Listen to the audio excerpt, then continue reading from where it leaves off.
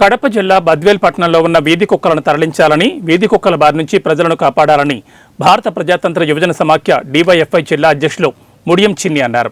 DYFI Badvel పట్టణ committee ఆధ్వర్యంలో Badvel municipal కమిషనర్కి వినతిపత్రం ఇచ్చారు.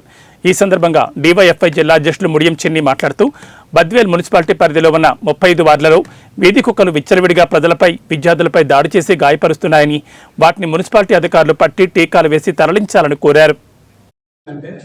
బద్వేల్ మున్సిపాలిటీ వార్డులో అన్ని వార్డులలో ఈరోజు కుక్కలు విపరీతంగా ఉండడం జరుగుతుంది. అవి దారిన పోయినటువంటి పిల్లలను మొదలుకొని పెద్దల వరకు వాళ్ళపైన దాడి చేసి వాళ్ళను కరవడం అనేది జరుగుతుంది.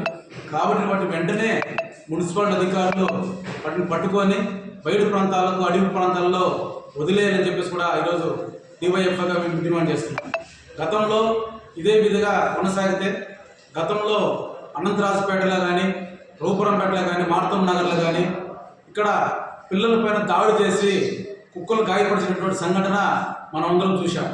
ఈ మధ్యకాలంలో సుందరయ్య కాలనీ, సుమిత్ర నగరు, మార్తం నగరు, విద్యానగరు, అదేవిధంగా శివనగరు ప్రాంతాల్లో కుక్కలు గుంపులుగా ఈరోజు ఈదుల నుండి పోవడం, చిన్నపిల్లలు కానీ అంగళ్ళకు